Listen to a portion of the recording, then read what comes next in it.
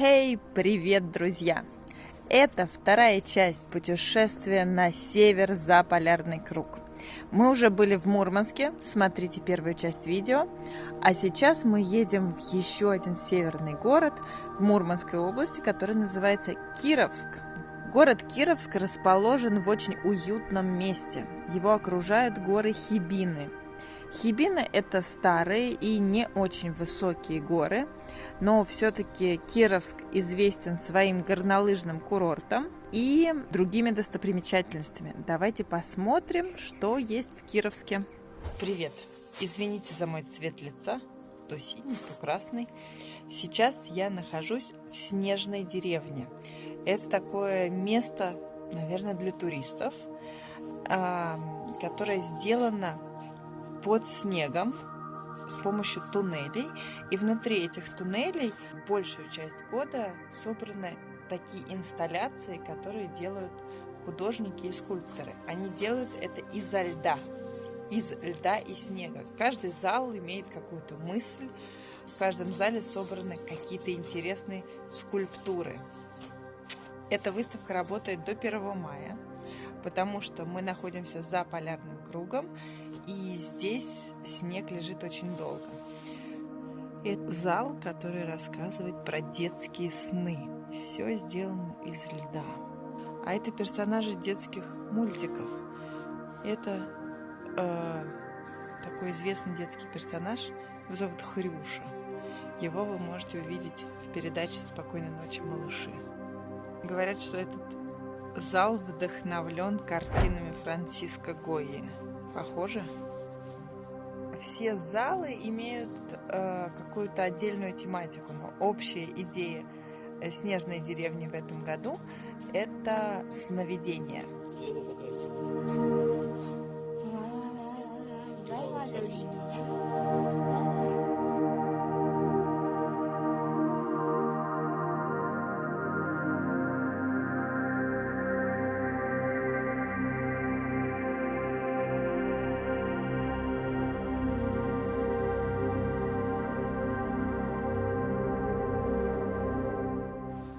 Кировск и соседние апатиты живут за счет добычи полезных ископаемых.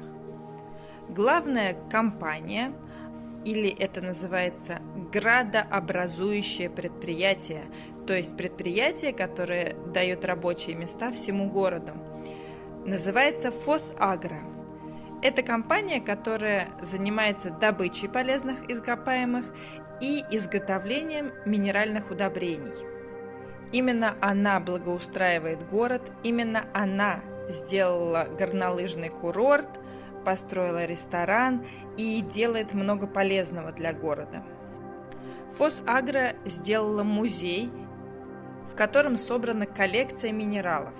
Это открытый бесплатный музей, где вы можете узнать об истории горнодобывающей промышленности в России и увидеть море самых разных красивых камней. Это тонкая слюда.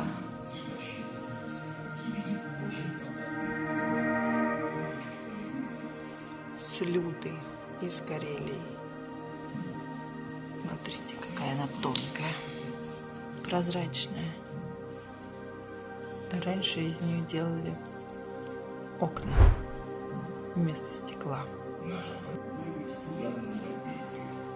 Этот камень похож на что-то мохнатое. Смотрите, какой зеленый. Прям вау.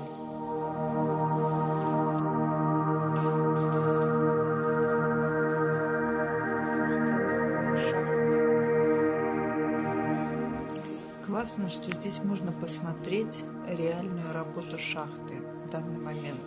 Это онлайн-камеры. А можно даже послушать, что говорят разные люди, которые работают на шахте. Специалист группы по развитию систем автоматизации рудников.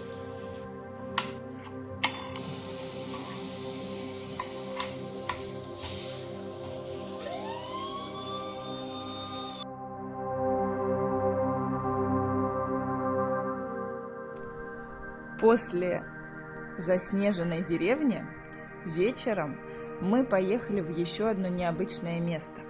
Это парк, который открылся несколько лет назад в Кировске, и называется он «Таинственный лес». В таинственном лесу вы увидите запутанные дорожки из снега, блуждающие разноцветные огоньки прямо на этих сугробах, и услышите загадочную музыку. Когда вы идете по дорожкам, вдруг вы увидите огромную голову алхимика или торчащую из снега огромную голову динозавра.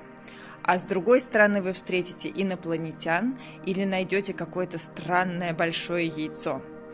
И вы идете по парку и не знаете, что обнаружите дальше. Поэтому этот парк понравится и детям, и взрослым. Там будет одинаково интересно и тем, и другим.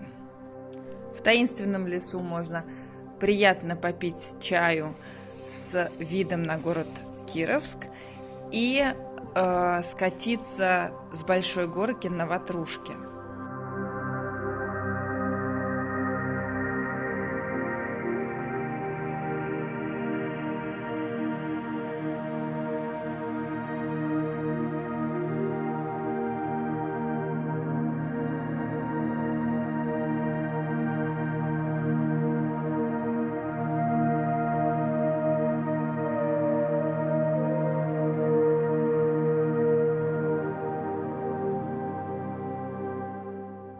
Хибины небольшие горы, но все-таки горы.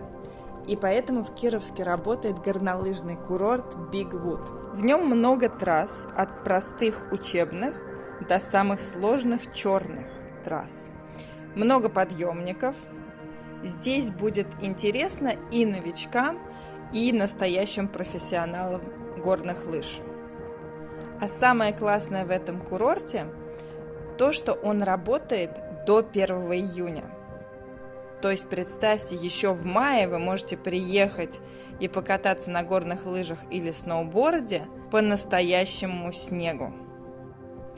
Ну, а мы новички, поэтому мы решили не терять времени, взяли инструктора и 5 часов катались на учебном склоне и учились кататься на сноуборде.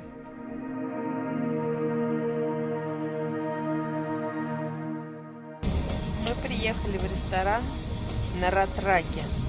Такой вот аппарат на гусеницах. И здесь очень-очень сильный ветер. Людей почти сдувает. Кировск нам очень понравился.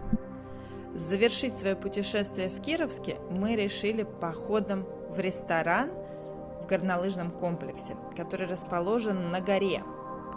Из него открывается замечательный вид на город Кировск. А отдельным приключением было уезжать из этого ресторана, потому что на улице был сильный-сильный ветер, и нас спускали оттуда на специальной технике. Это называется ратрак. А вам нравится водить ратрак? Супер. На что это похоже? Водить? Ни на что не похоже. Да? Вообще. Даже с машиной не сравнить. Но он едет медленно, и он как-то цепляется прям за грунт, да? И уже когда мы уехали из города Кировска, по дороге домой мы заехали в город Беломорск. Рядом с ним расположен интересный природный заповедник, где сохранились беломорские петроглифы, то есть рисунки на камнях, на скалах, которые были нарисованы людьми, которые жили 3 или 4 тысячи лет назад. Давайте посмотрим. Сейчас я вам покажу музей, который посвящен беломорским петроглифам. Пойдемте.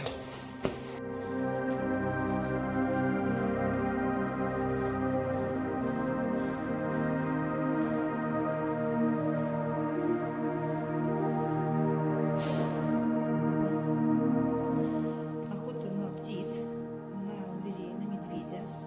Охота на медведя. Игорь, посмотри. Я специально лазером обвожу контур медведя. Вот это лебедь, да? Да, совершенно Большой. верно, большой Мгм. лебедь, если даже лапы видите. Угу. Второй лебедь поменьше. Да? Это очень много. На самом деле, посмотрите, Игорь, ты на чем рисуешь? На бумаге, да?